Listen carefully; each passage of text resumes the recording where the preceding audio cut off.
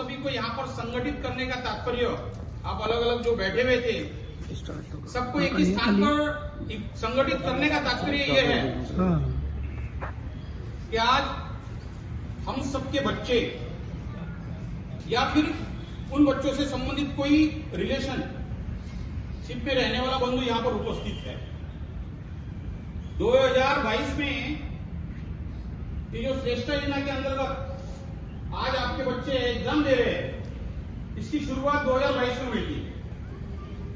और ऐसा नहीं कि जब ये श्रेष्ठ योजना चालू हुई तो उसके लिए किसी बंधुओं ने कुछ प्रयास नहीं किया। कुछ ना कुछ समाज के बंधु निस्वार्थ भाव से आगे आकर काम करते हैं। इस योजना का समाज को लाभ कैसे मिले? क्यों? क्योंकि एक ही समाज के लिए ये जो योजना है उसमें केवल वही बच्चे बैठ सकते हैं, ऐसा केंद्र सरकार ने आदेश दिया है। तो में आपके पास है, लेकिन क्या है जो वो केंद्र सरकार ने पारित किए हुए आदेश है, हम सभी के बच्चों को उस प्रकार का लाभ हमें मिल सकता है क्या? आप देखते हैं अभी कई प्रकार के ये जो श्रेष्ठ योजना के अंतर्गत ग्रुप बने हुए हैं और 2022 से जो बंधु उसमें काम कर रहे हैं, किसके लिए? केवल समस्याओं के आधार पर। अगर किसी की बच्चों का जो एडमिशन नहीं हो रहा है उसके लिए उसका फॉर्म ठीक तरीके से भरा जाए, उसके लिए जो केंद्र सरकार की योजना के अंतर्गत आने वाली गाइडलाइन दी गई है कि श्रेष्ठता योजना के अंतर्गत ये सुविधाएं मिलेगी। अगर किसी सुविधा से कोई स्कूल मुखरता है तो उसके लिए किस प्रकार से लिखित प्रमाण लेना है, अगर आपकी बात नहीं सुने वो तो उसके लिए भी वो समाज के जागरूक बंधु उस स्कूल में आकर आपकी मदद करे। ऐसे 2022 से निरंतर जब से ये योजना चली है तब से कुछ समाज के बंधु आगे मिलकर काम कर रहे हैं, लेकिन वो कौन है वो आप तक पहुंचे नहीं। हमारे पास वो संपर्क न होने के कारण स्कूल ने जो उस माता पिता परिवार के साथ उस बच्चे के साथ जो दुर्व्यवहार किया वो उस लाभ लेने से वंचित रह जाते हैं।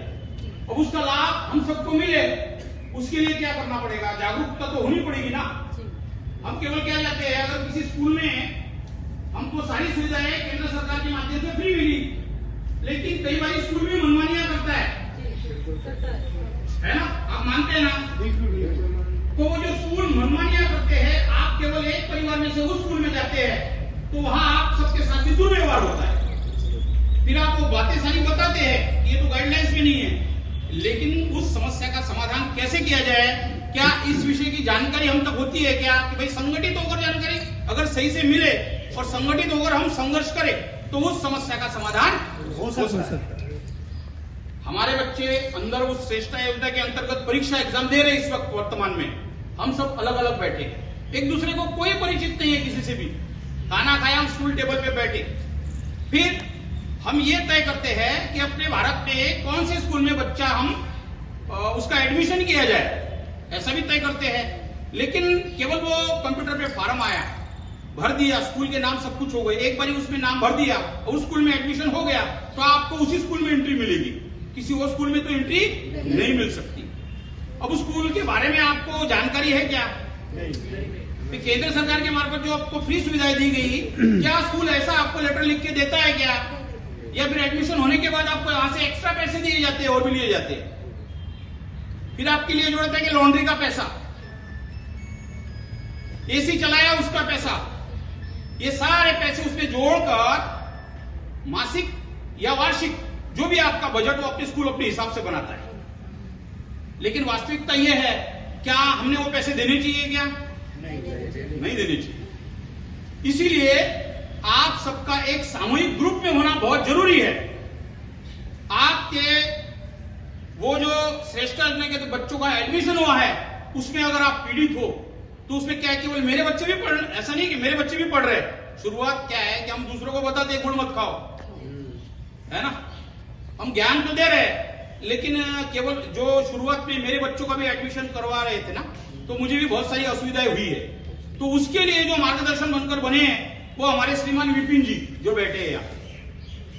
और ऐसा नहीं है, विपिन जी ने कई 2022 से शुरुआती से ही काम किया है श्रेष्ठ योजना के लिए, उन बच्चों की समस्याओं का समाधान के लिए। विपिन जी और अपने वाराणसी से श्रीमान अजय जी, अजय सर, ऐसे दोनों मिलकर और भी सारे बंधु मिले लिए राजकुमार जी भी मिले हुए हैं, बहुत सारी टीम है वो बड़ी, और वो टीम उन बच्चों के लिए जो भी असुविधा उस स्कूल में होती है उसके लिए तत्पर रहती है काम करने के लिए। तो मेरा कहने का मतलब यह है कि देखो, जब वो केंद्र सरकार की योजना के अंतर्गत जो आपके पास लिखित रूप में गाइडलाइंस आई है, उस गाइडलाइंस को फॉलो करते हुए अगर किसी भी प्रकार से कोई स्कूल आपसे एक्स्ट्रा पैसे मांगता है तो आप उसके पैसे ना देकर उस स्कूल के एक बारी लेटर पे प्रिंट करवा करके उनका वो अपने पास रखें कि भाई स्कूल पैसे लेगी तो किस चीज के लेगी कि नहीं लेगी, वो अपने लेटर पे प्रिंट आउट करके देते हैं आपको बाकायदा स्टैंप मार करके। उसके बाद अगर आपके साथ किसी प्रकार का कोई स्कूल दुर्व्यवहार करता है तो उसके लिए जो श्रेष्ठ योजना के अंतर्गत हमारी टीम है वो आपके साथ सदैव खड़ी मिलेगी। भारत के किसी भी स्टेट पे रहने वाला कोई भी बंधु और किसी भी स्टेट में आप भारत के किसी भी स्टेट में आप ये एडमिशन भी ले सकते हो उस बच्चे का। तो आप सबको इस संगठित करने का माध्यम है, केवल हम थोड़ी देर के लिए संगठित हुए, पर आप यहां से उठकर अपने अपने घर चले जाओगे।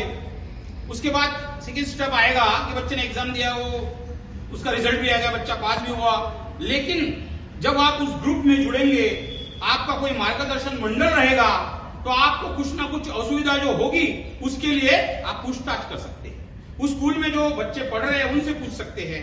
क्यों?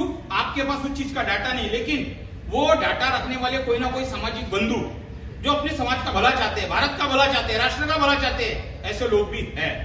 तो आप वहां से वो गाइडलाइंस ले सकते हैं और उनके ही माध्यम से उनके ही साथ उस स्कूल में जाकर विजिट भी कर सकते हैं। आप अकेले भी जा सकते हैं, अगर आवश्यकता पड़ने पर हम सब मिलकर आपके साथ खड़े मिलेंगे। तो मैं ज्यादा ना कहते हुए केवल इस विषय पे जो है यही बातें और चर्चा करने वाले विषयों को श्रीमान विपिन जी वो आपके सामने ये विषय रखेंगे।